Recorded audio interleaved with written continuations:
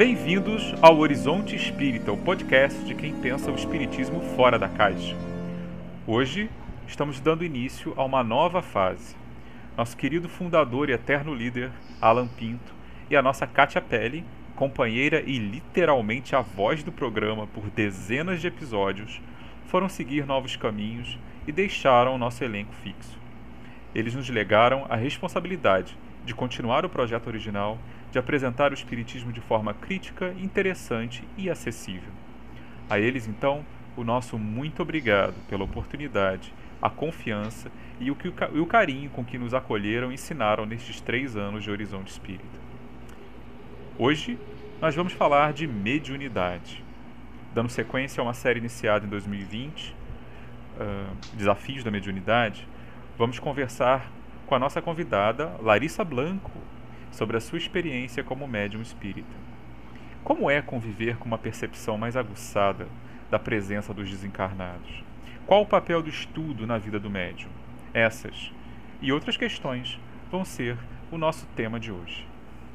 E comigo estão Eric Pacheco. Oi pessoal, então vamos para mais um podcast.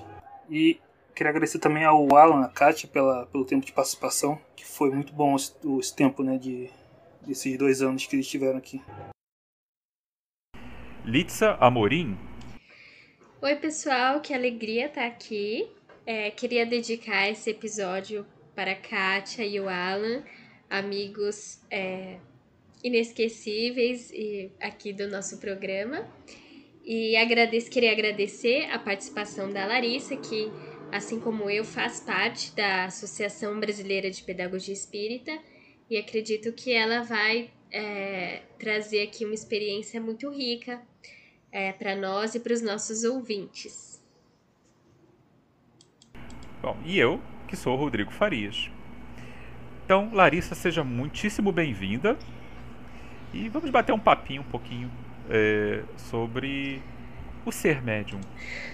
Essa coisa tão fascinante e ao mesmo tempo, mesmo para espíritas, porque é uma coisa que parece tão misteriosa, né? Tão cercada de mística. Vamos bater um papinho sobre isso. Tudo bem com você? Tudo bem, queria dar boa noite, né? Queria agradecer vocês pelo convite, espero que eu possa contribuir. Tô um pouquinho nervosa, mas acho que vai dar certo. Não, contribuirá sim, fica tranquila. Fique tranquila. Certamente você vai contribuir e é uma honra tê-la aqui. Você já esteve aqui indiretamente, né, digamos assim, não ao vivo em cores. Você foi uma das depoentes no Desafios de Mediunidade. Mas hoje a gente vai ter a chance de desenvolver um pouquinho mais, né, algumas questões colocadas lá atrás, né, e expandir para outras também. Porque a gente entende que sem mediunidade não tem espiritismo. É a base. Então, Larissa, seja muito bem-vinda ao nosso programa. Obrigado por ter aceitado o nosso convite. E antes da gente começar a entrevista propriamente dita, a gente queria saber um pouquinho mais de quem é você. Quem sou eu? Eu queria dar boa noite. Primeiro, agradecer vocês pelo convite. Espero que eu possa contribuir. Bom, meu nome é Larissa, eu tenho 26 anos, sou recém-formada em serviço social. E atualmente estou aqui, né, à procura de um emprego e tentando sobreviver à pandemia. Então, Larissa, conta pra gente que formas de mediunidade mais ostensiva você tem e como é que você descobriu, como é que elas apareceram na sua vida, né, essas práticas e essa sensibilidade mediúnica. Tá, eu comecei... Eu descobri que eu tinha alguma mediunidade num centro espírita de bairro, né? Eu sou aqui de São Paulo, então foi na região de Pirituba, um centro aqui do meu bairro, e eu comecei assim, na verdade o diretor do centro olhou pra mim um dia, né, e falou, vem na reunião de quarta-feira na época, vem nessa reunião, porque a gente, é uma reunião aberta onde as pessoas treinam, né, a mediunidade, algumas pessoas escrevem, algumas pessoas pintam, e de repente alguém também fala, né? Seria um espaço mais aberto. Ele me chamou, eu fui, mas eu fui completamente assim, sem nenhuma esperança, porque eu não venho de família espírita, eu não tive nenhuma infância marcada assim por por episódios, assim, de, nossa, a criança que nem ali tem uma história parecida, né? O pai dela conta que acordava de madrugada e a criança tava falando outra língua, tal. Então, eu nunca tive nada disso. Então, eu fui, assim, para conhecer. Ele me chamou, eu fui. E aí, nesse primeiro momento, eu sentava na mesa junto com o pessoal que psicografava e algumas coisas foram surgindo nesse sentido, né? Nada que você conseguisse fazer uma confirmação mais concreta. Então, não eram, assim, não assinava um espírito específico onde a gente conseguia fazer uma comprovação um pouco mais concreta da coisa. Eram mensagens mais genéricas, né? Mensagens sempre positivas, faziam alguma conexão com o momento em que a gente estava vivendo, tal, que, enfim, já estava difícil na época, enfim. Então, eram coisas mais genéricas, mas era curioso, assim, porque em geral vinha acompanhado, assim, por imagens, por coisas que, de fato, eu não tinha tido nenhuma conexão durante o dia ou durante a semana, né? Então, isso me deixava muito curiosa.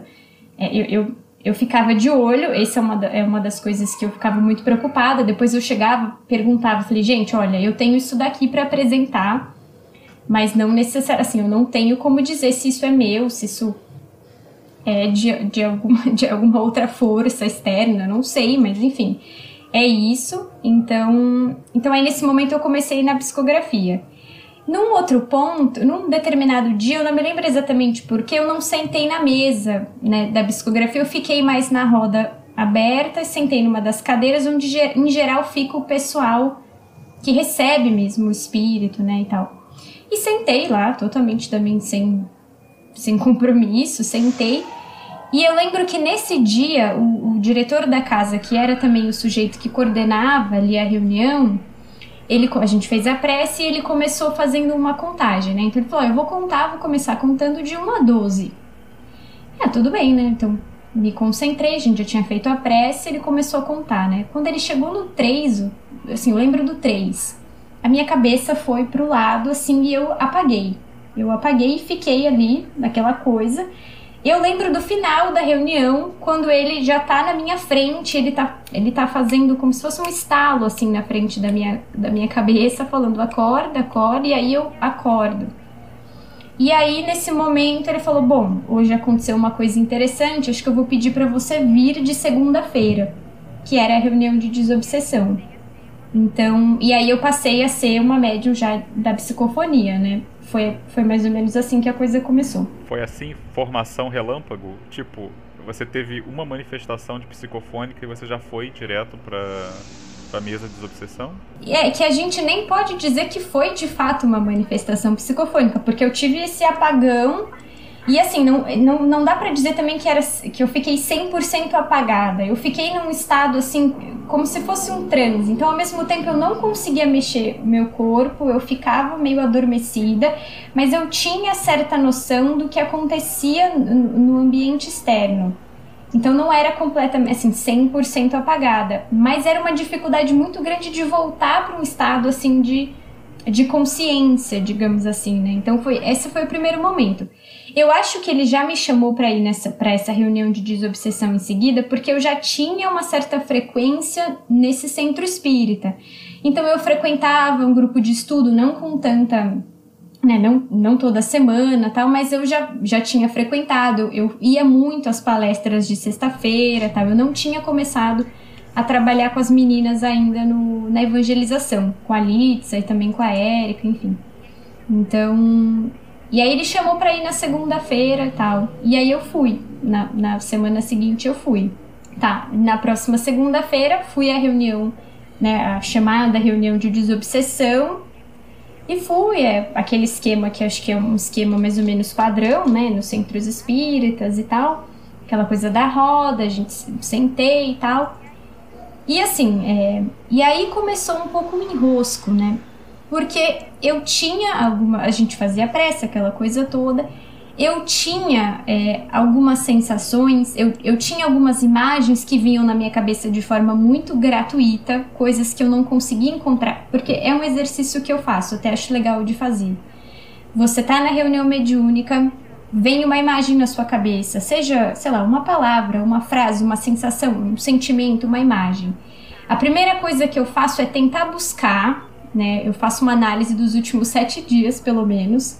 Então tá, e isso pode estar relacionado com o que eu assisti, que eu esbarrei no cotidiano, que eu li, ou que alguém me contou uma história. Então eu tento fazer esse rastreio. E eram coisas que vinham na minha cabeça no momento dessa reunião, eu não conseguia dizer de onde elas vinham, não conseguia encontrar ali um fato concreto que eu pudesse relacionar. Mas o que acontecia? Era uma reunião meio engessada, então o médium não podia comunicar, ele não podia contar o que ele estava sentindo, porque ficava essa figura central. E essa figura central determinava que outra pessoa, que era uma espécie de ajudante, fosse conversar com esse médium que estava prestes a receber o espírito. Então, assim, eu sentia que eu não estava necessariamente prestes a receber um espírito, porque faltava alguma coisa para eu estabelecer essa conexão. Então, automaticamente, o sujeito que coordenava essa reunião nunca mandava ninguém vir conversar comigo. Porque o que eu tinha ainda, assim, na minha cabeça eram coisas leves, né? Eu tinha impressões, sensações que eu precisava falar. Eu precisava chegar e falar, gente, ó, estou vendo determinada coisa, tá acontecendo isso, eu tô vendo tal coisa, tal. E aí, a partir da fala, isso gera uma conexão, eu vou sentindo o espírito mais próximo até que a coisa acontece. Esse esquema não tinha nessa reunião que eu comecei a participar, então eu não conseguia avançar. Eu ficava nessa reunião, ninguém nunca vinha falar comigo no sentido de já dialogar com esse espírito que supostamente estava ali próximo. Então eu fiquei assim durante um tempo, né? Fiquei patinando nessa coisa, tinha as impressões, eu chegava a falar, né? Teve algumas vezes que eu cheguei a falar para ele que coordenava ali a reunião, olha, né, hoje aconteceu tal coisa, tal, e aí era sempre aquela coisa, então significa que a gente tá caminhando, né, vamos tentar na semana que vem de novo, tal, e de novo. E a coisa ia avançando assim. Nunca, assim, então eu posso dizer que eu não tive nenhuma experiência de psicofonia concreta, assim, legal, nesse esquema de reunião mediúnica que eu participei no começo. Não aconteceu isso lá. Isso foi acontecer em Bragança, né, numa reunião aberta da BPE, que a gente fazia na época uma vez por mês. E aí eu já estava envolvida no grupo por conta de uma outra atividade e acabei indo para Bragança num sábado para participar da reunião mediúnica, que funciona num outro esquema, né? Não, só para o leitor, o ouvinte entender. A BPE é a Associação Brasileira... Ah, tá. Isso. A Associação Brasileira de Pedagogia Espírita, Quando você foi para a reunião dessa segunda-feira, essa segunda reunião, em algum momento alguém te explicou como é que ia funcionar, qual seria a sua função lá? Porque tem centros, por exemplo, que chamam a pessoa para observar primeiro, ela fica longamente observando, então ela tem uma ideia de qual é o papel dela ali. Alguém te explicou alguma coisa ou só sentaram você lá e deixaram acontecer o que quer que tivesse que acontecer? É uma boa pergunta, Rodrigo. Agora, olhando em retrospecto, não, assim, eu sabia do que se tratava uma reunião de desobsessão, porque, enfim, eu já circulava no meio espírita, já tinha lido algumas coisas e eu sabia do que se tratava. Mas não teve, assim, esse momento pedagógico, né, de sentar e falar, olha, esse trabalho funciona assim, não sei se você já veio antes, vamos ver o que acontece, né, no primeiro momento você observa, mas qualquer coisa, eu acho que isso teria sido interessante, né? Qualquer coisa que você sentir, você sinaliza e a gente vê, né, depois como é que faz, tal. Não teve, realmente não teve isso, assim. Né? Então, desde o começo, o coordenador olhou para você um belo dia, te chamou para uma atividade, depois ele te encaminhou para outra, mas em nenhum momento, assim, te explicaram exatamente o que estava acontecendo. Se você não tivesse conhecimento prévio, você ia ficar no escuro, é isso? Sim, eu penso que sim. Eu acho também que tinha um esforço por parte desse centro de envolver os jovens nas atividades da casa, porque o público lá era bem mais velho, né? Então, eles queriam, assim, digamos, sangue novo, ocupando as atividades e tomando a frente das coisas e tal. Então, eu acho que foi um pouco isso, assim, né? Foi até uma iniciativa de trazer a gente para participar, tal. Uma iniciativa assim. Eu acho legal, mas de fato faltou um pouco desse acompanhamento mesmo. Assim, o grande problema que eu acho, assim, né, desse começo todo da minha mediunidade foi a falta do diálogo, assim, né, de poder sentar com uma pessoa e falar, olha, hoje aconteceu tal coisa, sabe, de ter essa troca, né, de fato, e assim, é um pouco da ditadura do silêncio, né, então assim, olha, acabou a reunião, a gente não fala sobre a reunião, porque tem um pouco esse medo de que o espírito volte e fique assombrando a pessoa a semana inteira. Então não se fala do que aconteceu na reunião mediúnica por medo que o espírito volte e grude em você. E aí você nunca mais tem paz na sua vida. Então a gente não fala do que aconteceu na reunião mediúnica, principalmente quando ela é de desobsessão. Então fica difícil, né? Para quem está começando na mediunidade, isso é assustador, porque então como é que a gente faz? Como é que você tem um processo de aprendizado se você não tem a troca, né? Então acho que esse é um grande problema, né? Foi para mim, é um problema que ainda está por aí. E, Larissa, em paralelo a isso, você não participava de nenhum estudo sistematizado de mediunidade na casa?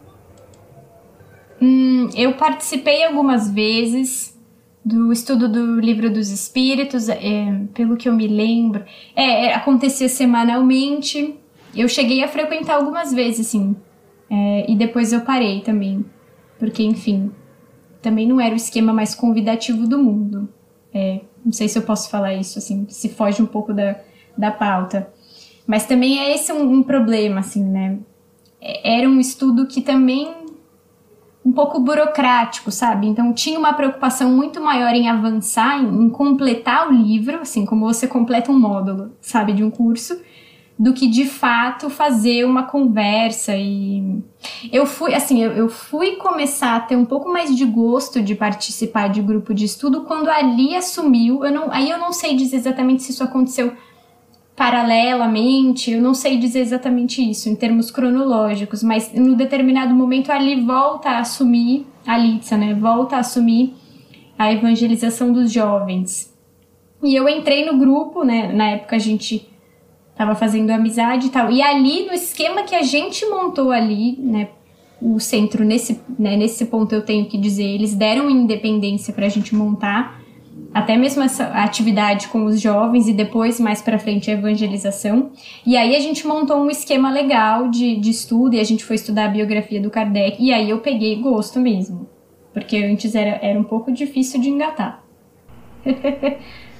Mas estudo específico de mediunidade não? Não, de mediunidade não teve. Inclusive, assim, eu tô pensando aqui, tinha um período de leitura antes dessa atividade, dessa primeira reunião mediúnica que eu fui, que ainda era uma reunião mediúnica direcionada para um treinamento, digamos assim. A gente tinha a primeira meia hora de leitura. Mas eu tenho quase certeza, pelo que eu me lembro, que não era uma leitura exatamente sobre mediunidade, era uma literatura espírita um pouco mais abrangente.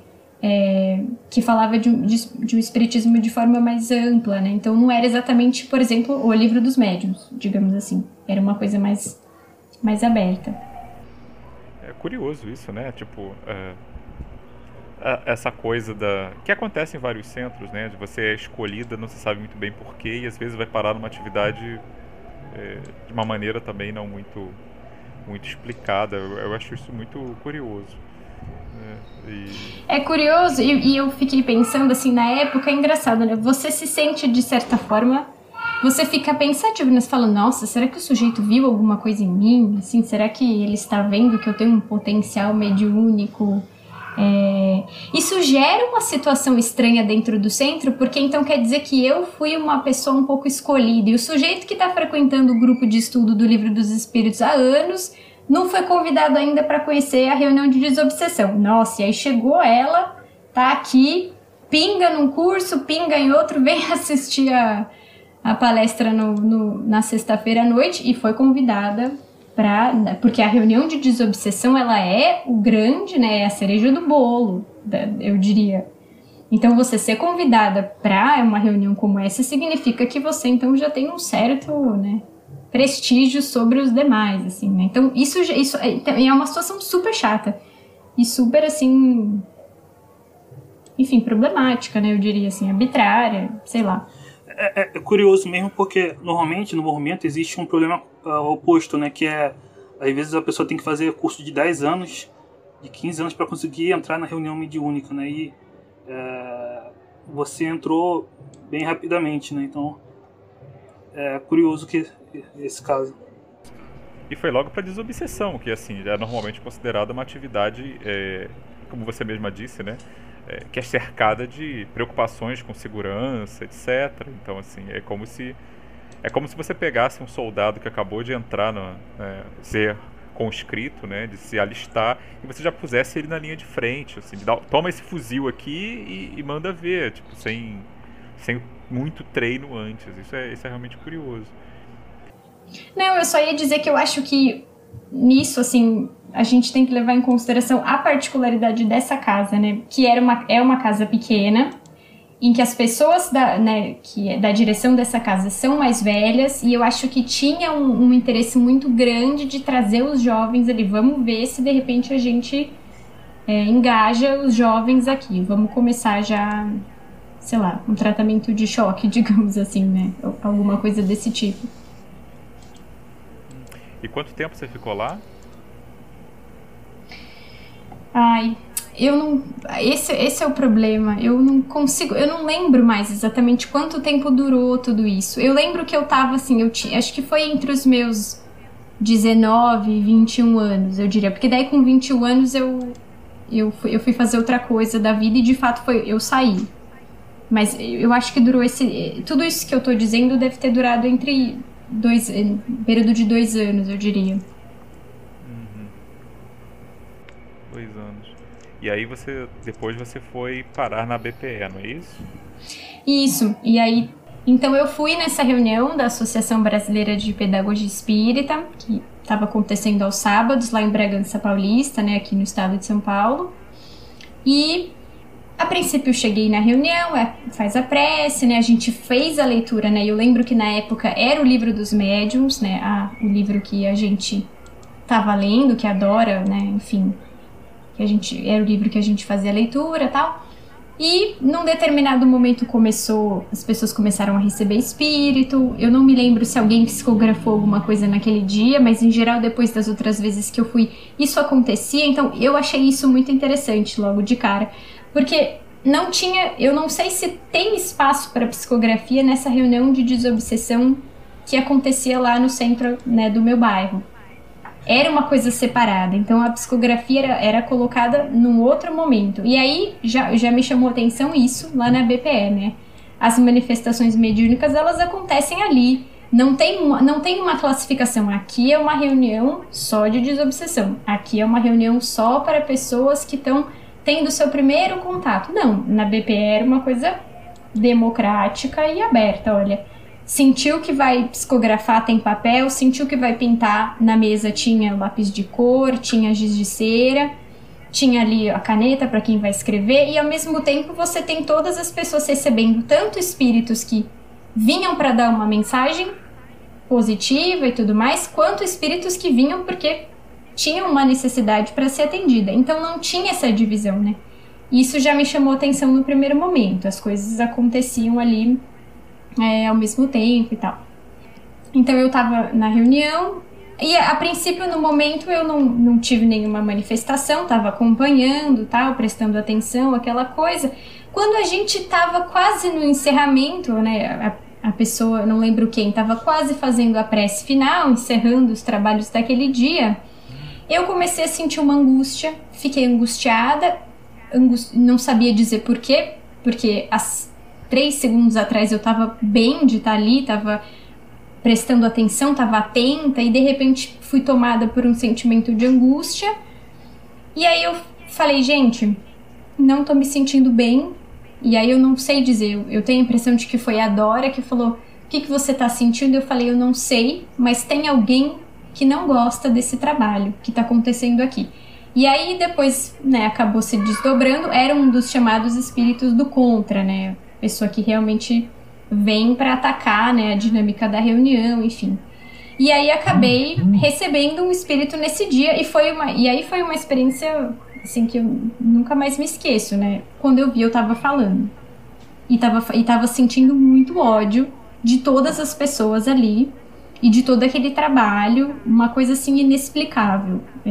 E tava falando. E aí acabou acontecendo o atendimento, enfim. De fato, era um espírito do contra, alguém, né, um inimigo do espiritismo, digamos assim. Deixa eu fazer uma pergunta sobre isso, que agora é curiosidade minha mesmo, né? Eu adoro... minha primeira formação é jornalista, né? Mas eu acabei nunca usando para muita coisa e agora é a chance de ouro de fazer isso. Então, momento Pedro Bial. Você fala dessa... que é uma experiência comum, né, em psicofone, essa coisa de você perceber uma emoção, você sentiu angústia, depois você sentiu ódio. Como é que era isso? Você estava plenamente consciente e foi invadida por uma emoção assim do nada? Ou te vinha mais alguma coisa, algum pensamento na sua cabeça? Como é isso, você se observar sentindo um sentimento assim externo a você, né? Isso deve ser uma coisa difícil de explicar e ao mesmo tempo que deve despertar a curiosidade de muitas pessoas. Como é que era isso? Você se observava sentindo ódio naquele momento ou você estava plenamente consciente de que aquilo, você estava apenas captando algo que vinha de outra pessoa? Então, assim, eu tava acompanhando a reunião, eu tava me preparando para fazer a prece final. E eu tava num estado emocional.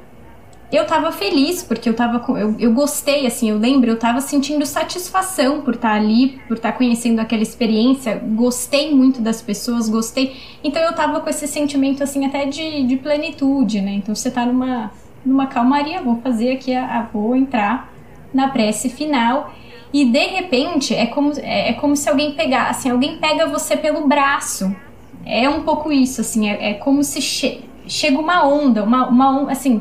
Se eu tivesse que descrever, eu diria que você tá numa marola e de repente, do nada, se forma uma onda e você toma um caldo. E é isso, você toma um chapalhão.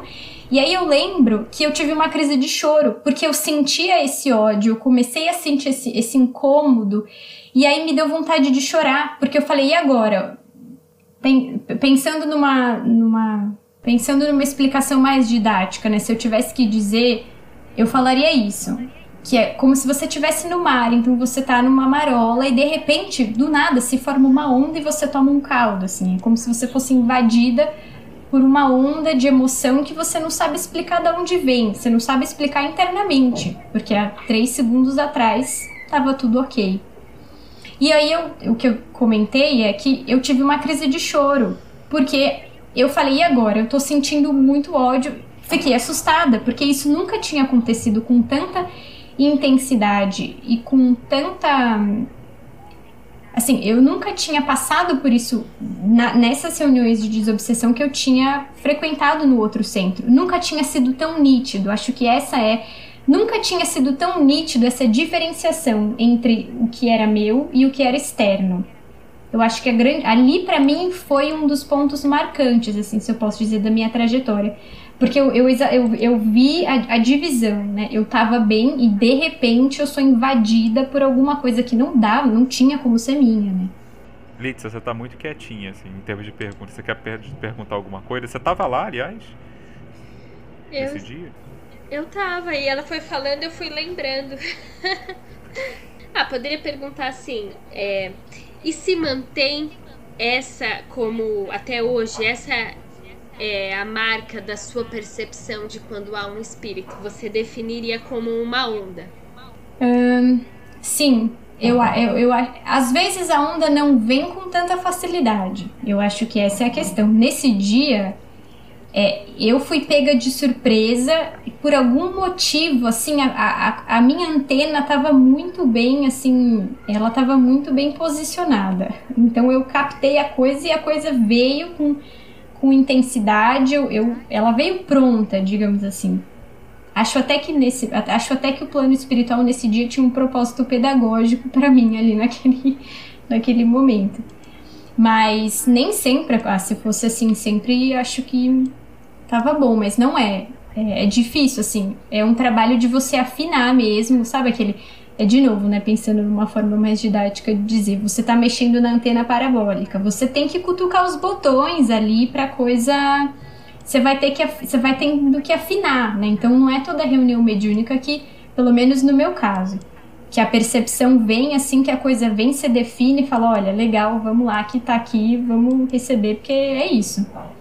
Muitas vezes, assim, você fica tentando afinar e busca e vem uma coisa na cabeça, é um quebra-cabeça que você vai tentando montar até que você sente a conexão com o espírito.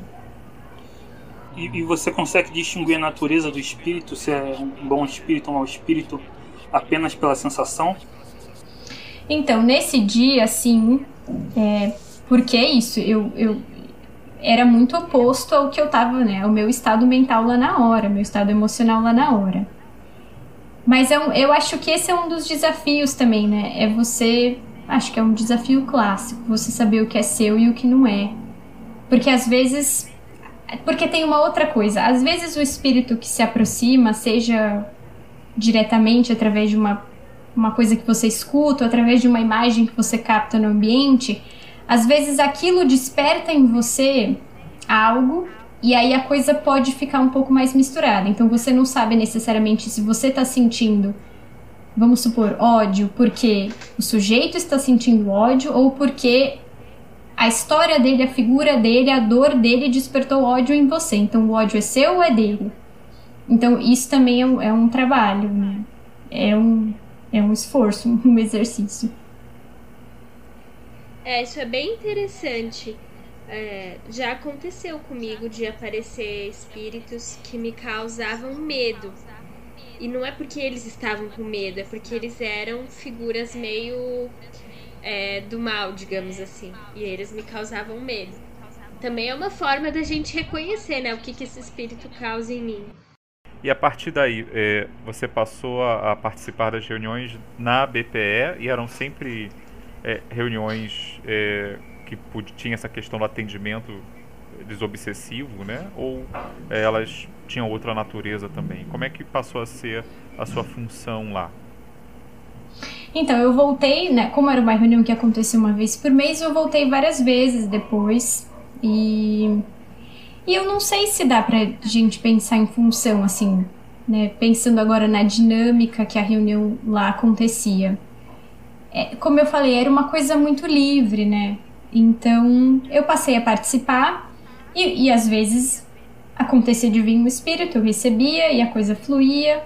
Já aconteceu, eu acredito que já, não me lembro agora com certeza, mas eu acredito que eu já tenha escrito também alguma coisa, uma psicografia. Então, eu não sei se dá para dizer em função, né? Eu passei a participar dessa reunião, ia participar do estudo que vinha antes e participava da reunião. E o que acontecia ali, independente de qual mediunidade, né, qual tipo de mediunidade, a gente deixava rolar, assim. Então a reunião é aberta, o que tiver que vir, vem. Isso, é uma reunião aberta. Então, às vezes vai vir alguma coisa que é um espírito com questões e necessidades e traumas e problemas e aí isso também é acolhido lá. E várias vezes também, né, principalmente as pessoas mais velhas da reunião, que frequentavam a reunião há mais tempo, recebiam espíritos que vinham, né, com essa intenção de passar uma mensagem de acolhimento, de força, de esperança, né? Às vezes até espíritos que são conhecidos, né? Entre os seres humanos na história. Então é uma reunião bastante aberta nesse sentido. E lá vocês falam sobre a experiência depois ou vocês também têm medo de serem assombrados pelo resto da semana? Então eu acho que isso é uma das coisas mais bonitas, assim, se alguém me perguntasse, assim, o que eu mais gosto na reunião mediúnica, né, o que eu mais gostava na reunião mediúnica de Bragança era justamente isso, né, então você tinha total liberdade, as pessoas não tinham tabu em cima dessa questão, então depois você tinha um cruzamento de informações. Então, eu falo, olha, gente, o que vocês acharam dessa comunicação que eu dei hoje? E a pessoa lá na outra ponta da roda falava, olha, quando você estava dando a comunicação, eu tive essa visão, eu senti isso, eu senti aquilo, eu lembrei de tal coisa.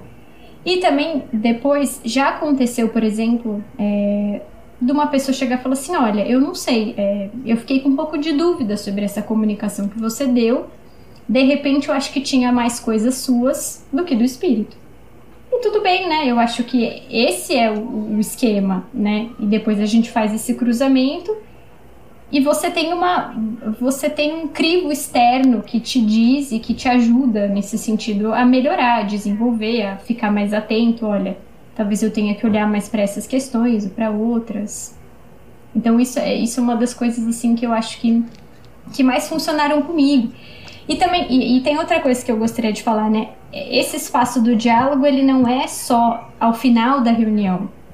Você tem um espaço para você dialogar durante a reunião. Então não tem um pouco essa preocupação de que qualquer palavra que você solta ali no meio, você vai causar um distúrbio na vibração da reunião e vai arruinar o trabalho. Então a gente, né, não se trabalhava com esse tipo de perspectiva, assim. Então tinha espaço para, olha, gente, eu tô sentindo tal coisa. É claro, né, com o tempo eu fui aprendendo que se você dá muita informação sobre o que você está sentindo, obviamente você interfere nas impressões e no trabalho mediúnico das outras pessoas que estão ali na roda. Você gera uma sinergia que, se você de repente exagerar, você acaba levando todo mundo para uma coisa que você está sentindo, né? Todo mundo acaba entrando na sua e fica difícil depois distinguir o que é cada coisa, né? Então, eu acho que tem um limite do que você pode compartilhar ali na hora, mas assim, compartilhar é permitido, né? A minha mediunidade funciona muito dessa forma. Então não adianta eu falar, gente, ó, tem um espírito aqui, pode vir. Não. Faz parte do meu trabalho de me conectar com o espírito se eu conto um pouco do que eu tô sentindo, se eu conto um pouco de alguma visão que eu tive, de alguma imagem que eu tive.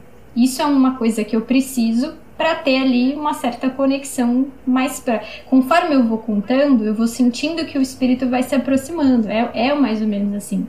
Se você tem uma reunião que não permite nenhum diálogo durante, médiums assim como eu, a gente fica com o trabalho meio prejudicado, né? Então eu acho que é isso, assim, dá para encontrar um caminho do meio em que você tem você tem regras gerais que eu acho que precisam existir, mas ao mesmo tempo você tem espaço para a particularidade de cada mediunidade ali, né? Como cada pessoa precisa trabalhar, gosta e prefere, então tudo isso é conversável, né? Então é uma reunião marcada por todas essas questões. Queria comentar duas coisas. Uma é que, por exemplo, já aconteceu, eu participo da mesma reunião que a Larissa, né? Uma das reuniões da Associação Brasileira de Pedagogia Espírita. Então, um exemplo seria, já aconteceu de alguém receber um espírito que supostamente seria ajudado, então ele estava em sofrimento, ele é acolhido, termina o atendimento e uma terceira pessoa comenta: eu tenho a impressão de que foi uma encenação, de que existe alguma coisa por trás. Não uma encenação do médium, mas uma encenação do espírito, dos espíritos, de que a gente não chegou no problema principal. Então, é uma fala assim bastante ousada, desafiadora. E como é que a gente lida com essa impressão, né, que alguém pode ter? Deixa em aberto. Então, sobre essa questão que a Larissa fala de compartilhar impressões, das pessoas poderem se contestar, será que é isso, será que não é isso? A gente sempre deixa em aberto, suspenso, né? As pessoas trocam impressões e ao fim da reunião cada um vai ter a sua liberdade de consciência, de interpretar aquilo da forma como julgar mais adequado. Eu queria falar outra coisa também, que na ABPE já funcionou com 2 modelos de reunião mediúnica, né? Os 2 foram suspensos por causa da pandemia. Agora existe uma reunião virtual. Mas um modelo era aberto a qualquer pessoa, que era essa reunião mediúnica aberta, que a Larissa conta, que acontecia na cidade de Bragança Paulista. Então, o objetivo era exatamente ajudar as pessoas a desenvolver a mediunidade. E aí, depois, existe uma outra reunião na ABPE, que é uma reunião fechada, né, com um grupo de amigos que da BPE faz parte. E, na verdade, podem ter vários grupos de reuniões mediúnicas de pessoas ligadas à BPE. Atualmente existem 2, claro, funcionando virtualmente. Mas só para dizer que existe essa preocupação, né, de que uma reunião é para iniciantes e outra é para pessoas que já têm uma bagagem um pouco melhor, assim, né? Que no nosso caso, um desses grupos, o critério é ter feito o curso de pós-graduação em Pedagogia Espírita. Mas os 2 têm a mesma metodologia na relação com os espíritos, de ser aberto a diversas impressões, de ser orgânico, etc. Eu não sei se ficou meio chato essa minha... Tipo... Não, Lia, eu acho que foi legal você ter falado. Eu ia, inclusive, lembrar você do critério mesmo, que a reunião de quinta-feira, ela tinha essa prerrogativa, né? De ter feito o curso. Mas mesmo na reunião de sábado, você tinha médiuns mais experientes que não conseguiam, né? Era um pessoal que não participava de quinta-feira. Mas que você tinha médiuns experientes no sábado também. Sim.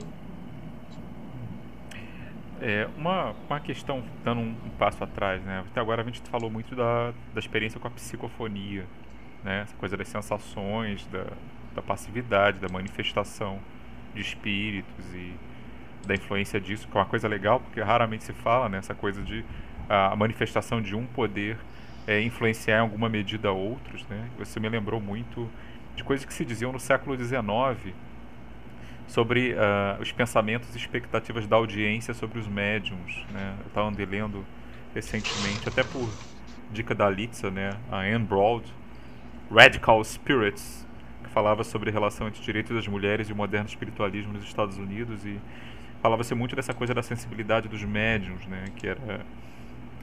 Que às vezes era usada como pretexto quando nada acontecia, né, que eram médios profissionais muitas vezes, naquela época ainda existem, né, por aí, e a lógica era diferente do espiritismo, e outras vezes se falava muito, uma das teses que havia era da sensibilidade psicológica dos médiuns. Então, se você trazia alguma coisa, falasse alguma dica, isso poderia influenciar o resultado da leitura ou da manifestação que houvesse, né? Essas coisas todas de sensibilidade, né, me vieram à mente, mas isso é outra história. É quase arqueologia do movimento espiritualista. Mas assim, sobre a psicografia, Larissa, na sua experiência, né, porque eu sei que tem sempre cada pessoa tem uma experiência particular, né? Qual é a diferença entre, claro, fora o ato de escrever, óbvio, mas em termos da sua percepção, qual é a diferença entre uma manifestação de psicofonia, né, de receber o espírito, e de escrever um texto, né, com ele? Tem diferença nas suas percepções? É uma coisa mais mecânica? Você percebe o que está sendo escrito ou não? Como é que é isso para você? Eu psicografei pouco na minha vida, que foi no começo, lá quando eu ainda estava frequentando o Centro Espírita do bairro. E eu acho que se eu tivesse que pegar uma expressão, eu acho que no meu caso eu diria enxurrada de palavras, né? Isso para mim era uma das coisas marcantes, assim. Então a gente dava play na reunião e eu já sentia, assim, as frases vinham na minha cabeça e vinham, e aí eu só escrevia e elas iam vindo, assim. Sabe o letreiro do Star Wars? A coisa vai subindo, assim. Então você vai vendo as frases subindo e elas vão subindo e você vai escrevendo. Mas é como eu disse, isso aconteceu poucas vezes comigo lá no começo. Depois eu não tive mais experiências assim marcantes com psicografia. Sempre foi a questão comigo mais da psicofonia. Mas eu me lembro muito dessa coisa da enxurrada de palavras. Coisa que, imagina, né? Você vai escrever, pelo menos comigo, tem que escrever um texto, sei lá, acadêmico, questões da faculdade. Eu fico naquela coisa, né? Mas aí vou começar como? Você planeja, né? Tem todo um planejamento. Na questão da psicografia, sobe o letreiro do Star Wars, assim, na sua cabeça. Se eu tivesse que descrever. Eu acho que nesse caso seria legal, né, a experiência de alguém que de fato tenha um pouco mais de caminhada aí na psicografia. Eu diria isso. Então, Larissa, eu queria te perguntar como que você vê a experiência mediúnica, né? Porque muitas vezes na literatura mediúnica tradicional ficou consagrada uma visão da mediunidade como uma prova, como um fardo. Você sente assim? É uma experiência que te traz que tipo de sentimentos? Alegria, tristeza, preocupação? Então, o que tem de bom e o que tem de não tão bom ou de ruim na prática mediúnica para você? Eu gosto do trabalho mediúnico. Assim, não é fácil, né? Eu acho que, como qualquer trabalho, eu acho que exige da gente dedicação, né? O compromisso, enfim, o treino. Mas, assim, eu acho que foi primordial para mim, né? Pensando na aproximação com a espiritualidade. Eu sempre, assim, eu nunca tive crise de espiritualidade na minha vida. Desde pequena, eu sou a criança que concebo a existência de Deus e sempre rezei. Mas, assim, pensando, eu tive uma experiência, por exemplo, em que eu lembro, eu tinha uns 10 anos, eu rezava o Pai Nosso e era sempre automático. Eu rezava o Pai Nosso, então eu achava que a minha relação com Deus era no modo automático, era através da repetição, era através ali do dever. Então era sempre uma Ave Maria e um Pai Nosso, e isso caracterizava a minha boa relação com Deus, isso garantia a minha proteção e a proteção da minha família. Eu vim dessa lógica na infância e nunca questionei isso, assim. Mas num determinado momento eu lembro que eu pensei assim, mas por que será que eu rezo o Pai Nosso? Eu queria entender o que é cada palavra do Pai Nosso. Sabe quando você sente uma certa necessidade de aprofundar naquilo que você reza todo dia de uma forma assim mecânica? Isso me pegava, tal, mas em nenhum momento isso colocava em xeque assim, a existência de Deus ou a da espiritualidade, enfim. Quando eu passo a ter esse contato com o espiritismo e com a questão mediúnica principalmente, é como se virasse a chave. Então eu passo a ter um outro relacionamento com a espiritualidade que não é mais essa coisa burocrática e engessada, né? Então essa possibilidade de você ter vários intermediários entre você e Deus e que ao mesmo tempo você pode ter essa troca de comunicação. E eu acho que a grande questão é isso, assim, desburocratizou um pouco a minha relação com a religião e com Deus, principalmente, né? E isso foi ganhando mais força conforme você vai trabalhando na reunião mediúnica e você vai tendo contato com os espíritos e com as dores dos espíritos e as coisas que eles fizeram em vida e aonde é que eles foram parar depois, né, depois que desencarnaram, e o quanto isso vai tornando tudo muito horizontal, né? Então, eu tinha um pouco, assim, a religião para mim era basicamente hierarquia, então a hierarquia era o que sustentava tudo. Então a gente tem uma escadinha, eu tô lá embaixo e tem vários outros, né? Então eu tô sempre numa posição de inferioridade, né, de subalternidade.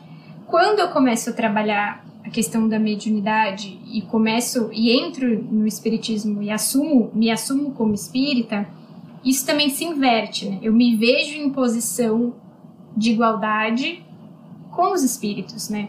E eu olho para os espíritos que caminharam e que são hoje grandes exemplos e que de fato são grandes mestres hoje, não numa posição assim de obediência, sabe? Com aquela coisa, até com aquele primeiro impulso de você se ajoelhar e de você abaixar a sua cabeça, mas é uma outra relação, né?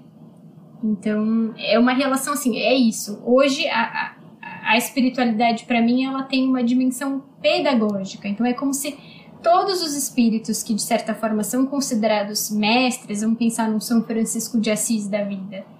Então, não é uma relação assim de, nossa, é o santo, eu tenho que sofrer e tenho que me ajoelhar. Não, é uma relação que eu ganho alguém que faz trocas pedagógicas comigo, né? Então, o que é que São Francisco fez que me deixou um legado de inspiração e que o contato com ele é possível, se não diretamente com ele, mas assim com todos os espíritos ligados a ele, né? Então, isso para mim, assim, e agora isso tem muita relação com um pouco da particularidade da minha vida, assim, né?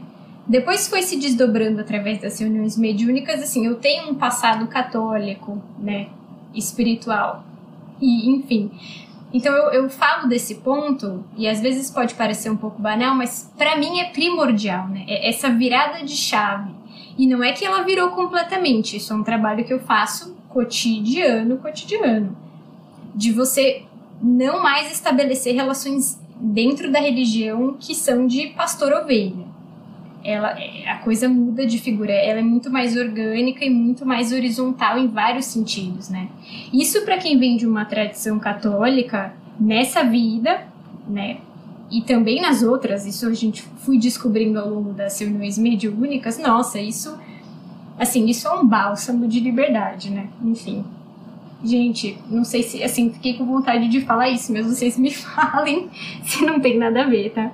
Larissa, aproveitando que você falou disso, você veio do catolicismo, né? Tem essa hierarquia. Como você vê a mediunidade no movimento espírita? Porque existe também essa hierarquia, porque você foi para um caminho diferente, né? De reuniões familiares, né? Você vê que no movimento espírita tem essa influência também da hierarquia católica? Como você vê a mediunidade no movimento?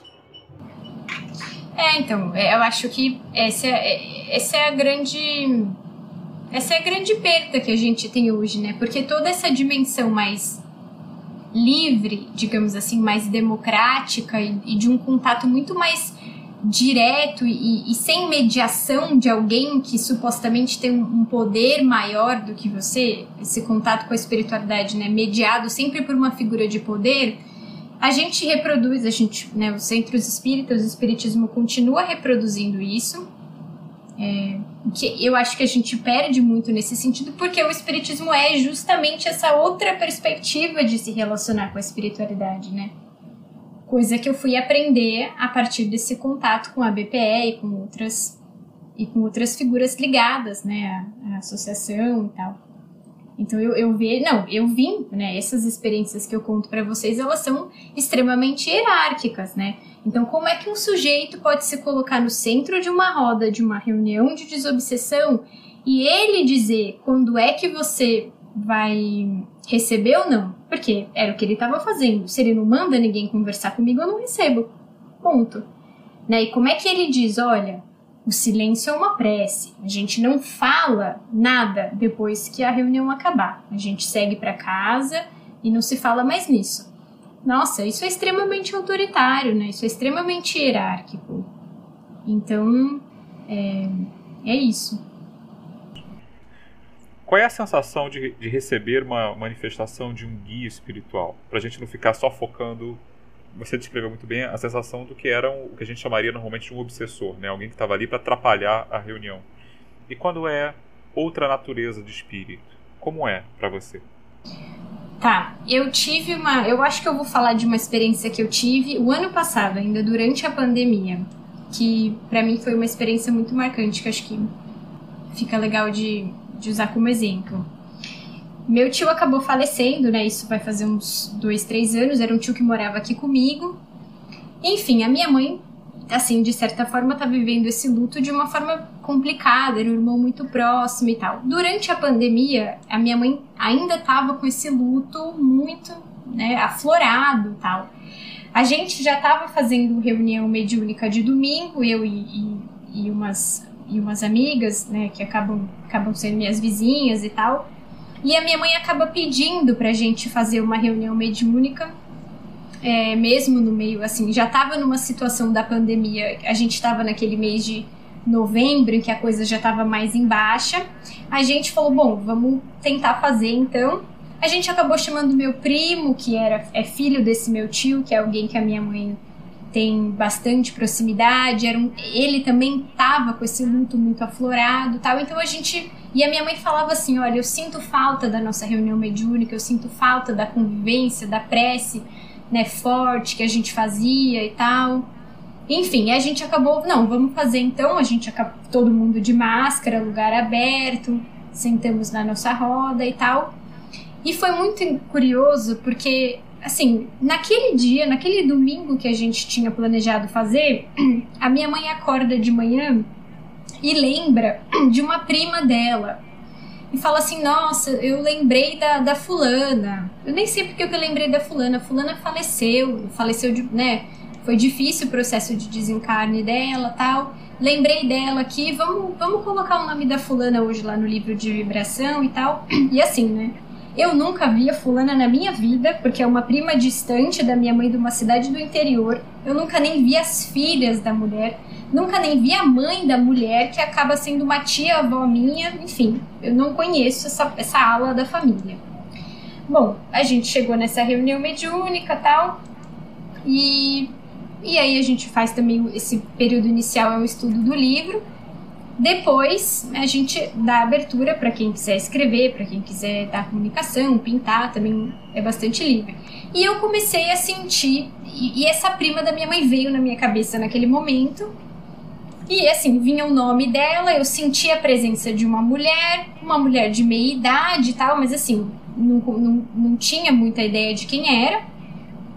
Mas eu falei, olha mãe, eu não sei, né, eu tô com a sensação de que a sua prima tá aqui. E a minha mãe falou, que bom, tal. Eu falei, gente, acho que ela vai se comunicar, seja o que Deus quiser, vamos lá, e pum. E é isso. E a mulher começou a falar por mim. E a mulher começou a falar, assim, e ela, enfim, eu não vou nem entrar em detalhes na questão da comunicação e tal, mas no final a minha mãe olha pra mim e fala, eu não sei como é que você conseguiu, assim, porque até mesmo o sotaque, até mesmo a forma como ela me chamava, assim, né, que eu lembro da infância e tal, você reproduziu, e eu senti, assim, que com ela veio toda, assim, a atmosfera familiar da época, lembrei da minha mãe e tal, e ela comentou de filhos que eu não sabia nem da existência e tal, então, eu não sei se isso responde a pergunta, mas é um pouco, eu acho que também a gente pode dizer que é uma onda, né? É uma onda que não necessariamente te dá um caldo que você fica num estado assim, meu Deus, como é que eu saio disso? A coisa flui melhor, mas não deixa de ser uma onda, né? Você sente a aproximação de uma coisa totalmente externa sua e a coisa vem com nome, sobrenome e com um discurso para falar, ela já vem com conteúdo. É isso, assim, é uma onda que vem com conteúdo e você reproduz, assim, né? E é claro, tem a questão emocional. Nesse momento, nesse caso foi engraçado porque ela falava assim, olha, é a primeira vez que eu tô fazendo isso, né? Eu era espírita quando eu tava viva, mas eu nunca tinha trabalhado, né, na reunião mediúnica, eu sempre olhava as pessoas fazendo isso, e eu nunca achei que fosse eu agora, dessa vez, que fosse usar o corpo de alguém para me comunicar, né? E eu sentia, assim, era engraçado porque eu sentia uma pessoa, assim, bastante ainda acanhada, não sabia muito bem o que faz, sabe, aquela insegurança e tal, então, não sei se é um exemplo que ajuda a responder sua pergunta, Rodrigo. E aproveitando essa questão que você falou desse caso, seria interessante falar um pouco mais sobre os grupos familiares, sua experiência com esses grupos, né? Porque Kardec dizia que era o ideal grupos menores familiares porque havia uma maior harmonia entre os participantes, né? Isso favorecia a reunião. Como você vê essa questão? A reunião mediúnica que a gente faz em casa, ela surgiu a partir de uma demanda, por exemplo, do meu tio, que era médium, que já tinha tido, a gente já tinha presenciado várias manifestações mediúnicas, assim, aqui em casa. Ele ficava realmente assim, teve um dia que ele simplesmente sentou no chão com os braços para trás, abaixou a cabeça, ninguém sabia o que estava acontecendo, a gente rezava e tal, e depois ele não lembrava do que estava acontecendo, assim. Então, vários, assim, esse é só um dos exemplos. Então, a gente sabia que meu tio tinha uma demanda, né, para ser atendido, ele precisava trabalhar a mediunidade. E ele também vem de um histórico, assim, que acho que deve ser muito comum, né? Passou por várias casas espíritas e não conseguia se engajar no trabalho de nenhumas, né? Porque também achava que era sempre tudo muito fechado, ele não tinha espaço, as pessoas queriam que ele fizesse determinada coisa e ele achava que não era bem por aí e tal, então ele também nunca conseguiu seguir adiante. E aí a gente falou, bom, meu tio tem essa demanda, a minha mãe também não conseguia frequentar nenhuma reunião mediúnica institucional, a gente acabou abrindo esse espaço. A irmã também de a Érica participa comigo agora na reunião mediúnica de quinta, junto com a Litsa e tal, mas a irmã dela não participava. Então a gente também também é uma médium de mão cheia e não tinha espaço para trabalhar. Então a gente falou, bom, vamos começar a fazer essa reunião mediúnica e agregar, né, esse pessoal que tem essa mediunidade e vamos ver onde vai dar.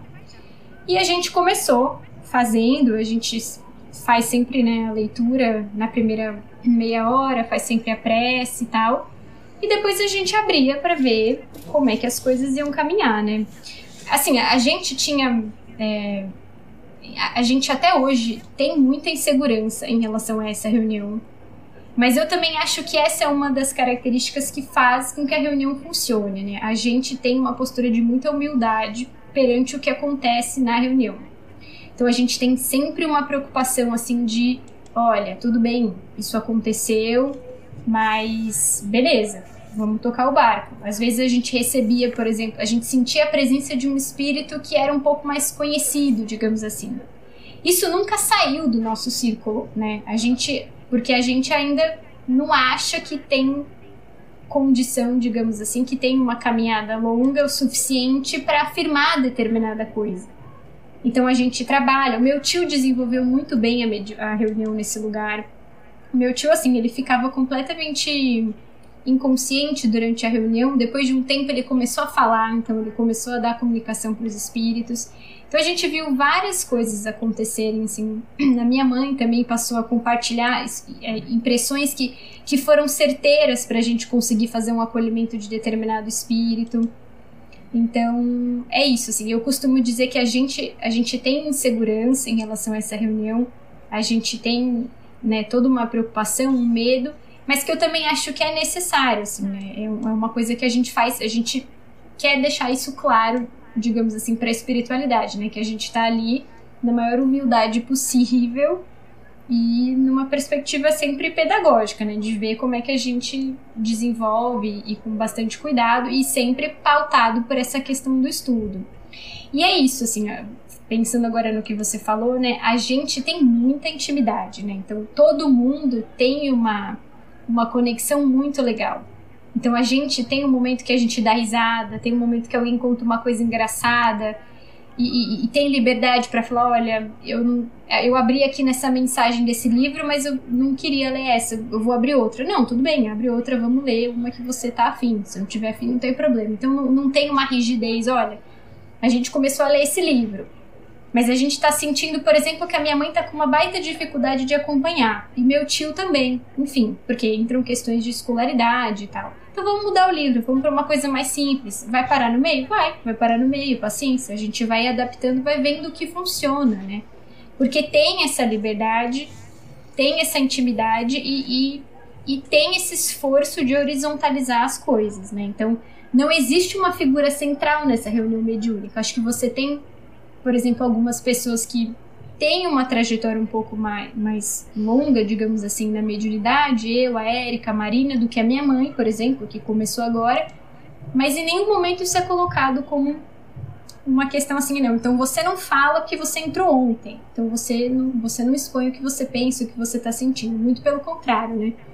O esforço é sempre a gente faz essa rodada, né? Então, e aí, o que você está sentindo? Qualquer coisa que seja, assim, por mais banal que seja, que você tem vontade de compartilhar, põe na mesa, vamos ver. E muitas vezes, assim, a minha mãe, não, acho melhor não compartilhar, acho que não tem nada a ver, e a gente encorajava, ela falava, e aquilo era crucial para conduzir um atendimento de um espírito que a Marina, por exemplo, que é uma médium mais experiente, estava recebendo.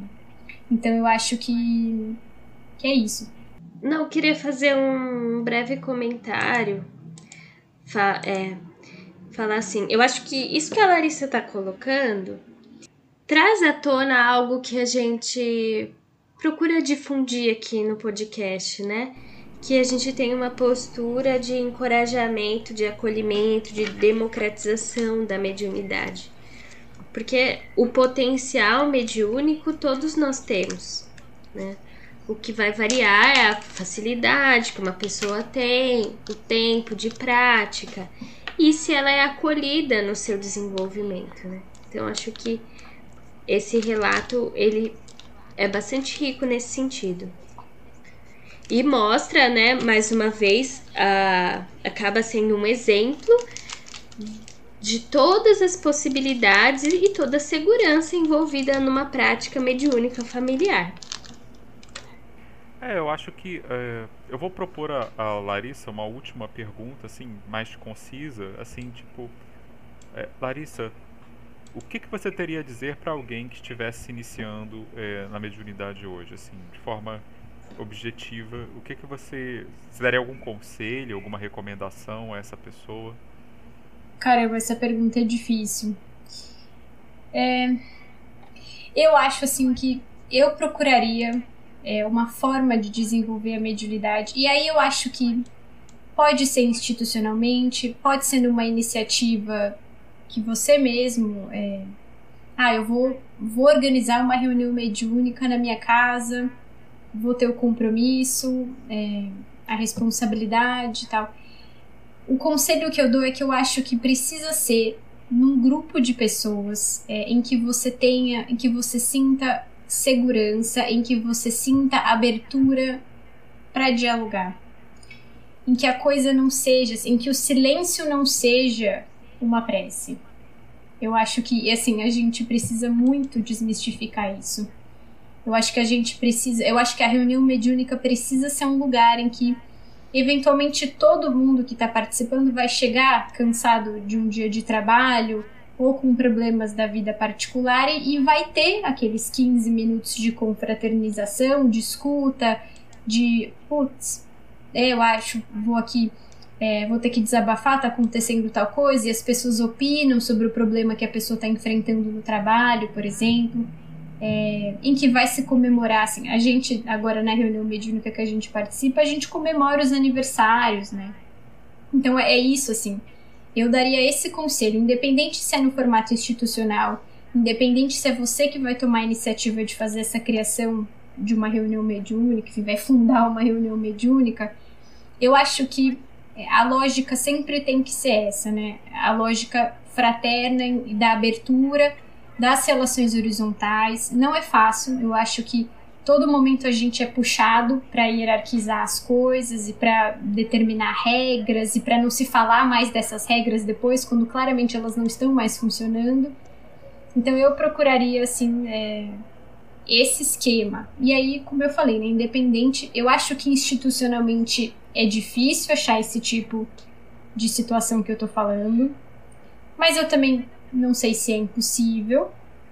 E encorajar as pessoas, né? Eu acho que a prática da reunião mediúnica caseira, digamos assim, ela também precisa ser relembrada. A gente precisa retomar isso, né? Isso é nosso, isso é espiritismo, né? Vamos ter essa coragem de fazer, né? Eu acho que se a intenção é boa, ela tem tudo para dar certo. Era o que eu diria, assim. Não é fácil, né? Mas eu acho que é perfeitamente possível. Obrigada, Larissa, a gente adorou. Foi muito rico tudo que você trouxe. Espero que os nossos ouvintes também sejam inspirados aí na prática mediúnica a partir do seu depoimento. Só queria agradecer a participação da Larissa, né? É muito oportuno falar desse tema, divindade, grupos familiares, né? E queria agradecer a Larissa e a todos, né, os ouvintes. Bom, então eu também endosso o agradecimento, Larissa, pela sua gentileza em estar conosco, em colaborar mais uma vez com o nosso Horizonte Espírita. E devo dizer que foi muito inspirador, né, ouvir a sua experiência, né, tanto dessa vez como da outra, né, quando a gente teve a série sobre desafios de mediunidade. E espero que isso seja útil, sim, para os nossos ouvintes. Certamente será. Está sendo, inclusive, para nós aqui. É sempre bom ouvir as experiências alheias, a gente aprende muito. Especialmente no momento que a gente estamos tentando pensar o espiritismo fora da caixa. Não é isso? Esse é o objetivo do projeto aqui. E é o que a gente espera ajudar os outros a fazer também junto conosco. Então, oficialmente, nosso muito obrigado. Eu que agradeço vocês pelo convite. Espero que eu tenha contribuído. Precisando, estou à disposição. Até mais. Muito obrigada, pessoal. Espero que vocês tenham gostado. Nos escrevam se vocês gostaram. Se vocês querem ouvir mais entrevistas com médiuns pelo Brasil afora. Um beijão e se liguem nos próximos episódios do Horizonte Espírita.